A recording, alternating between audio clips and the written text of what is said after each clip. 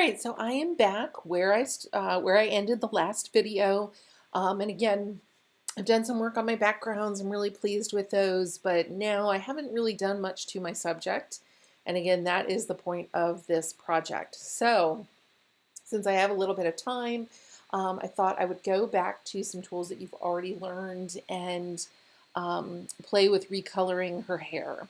All right. And so what I'm going to do is I'm just going to shift her over a little bit for the time being so I have access to everything. And what I want to do is to recolor her hair.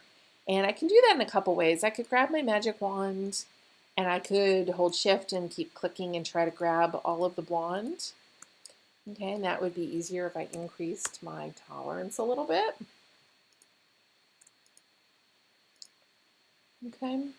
And this is not going to be a perfect selection. I'm not going to take the time to do this absolutely perfectly. Although this doesn't look great, so I'm going to try a little bit more.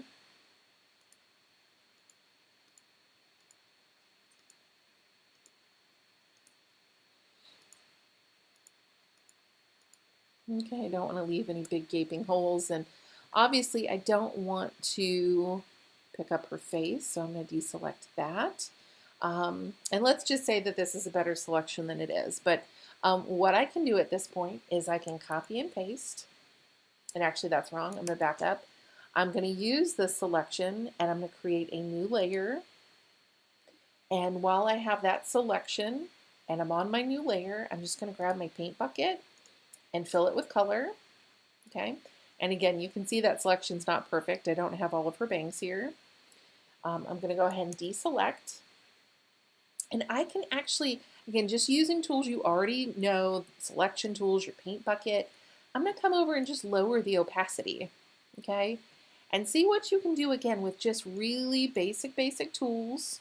Okay, and just introducing something that you probably haven't played with so far, again, over here on your layers panel, and that's your opacity. All right, so just imagine if I had done a better selection over here on her bangs.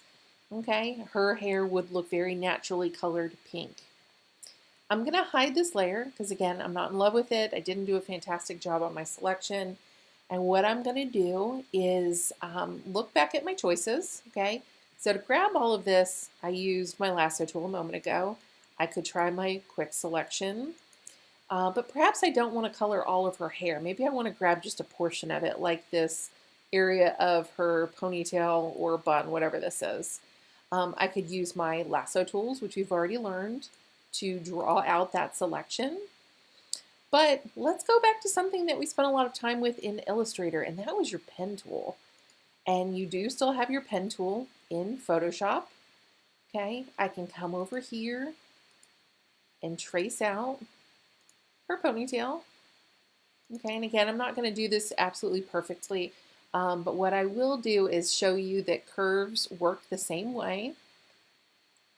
Okay, my handlebars and my anchors may look just slightly different. Okay, but they basically work the same way. The only difference is if I need to reset my curve, in Illustrator, I could just click on my anchor and one of these handlebars would disappear. In Photoshop, I actually have to hold the Option key for a Mac, Alt on a PC, and click on that anchor, and you see how one of the handlebars disappears, and I've reset my curve. Okay, and I'll do that again. I'm holding Option to reset it, and I'll come over here and close. Okay. All right, so now I have drawn out that area of her hair.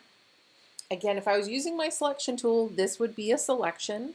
So to move forward, because right now nothing's really happening, I need to come up to my options bar and go ahead and choose this option for selection. Okay. And I'm going to get this little dialog box and it asks me if I want to feather it, and I do.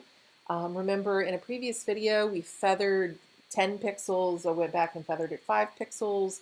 In this case I just want a really little soft feather just to offset any imperfections that I have in my selection. So I'm going to use about a 2 and I'm going to hit OK.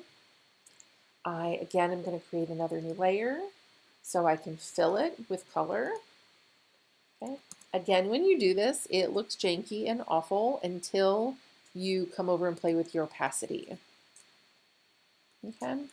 And again, you'll see I can recolor a portion of her hair in a way that looks very realistic. As you play with this, again, opacity works fantastic. This looks great, but sometimes it helps to come in here with a blending mode, and you'll see how much more natural that looks. It actually looks more like an ombre effect. And if I want the color to be a little more vibrant, I can just increase the opacity a little bit, okay? So there are lots of ways to complete things and to create things in Photoshop. This is one way to recolor. Again, this is a really basic way using skills that you should know at this point in Photoshop.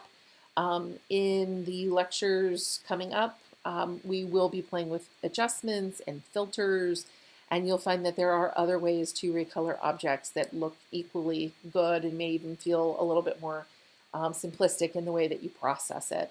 Okay?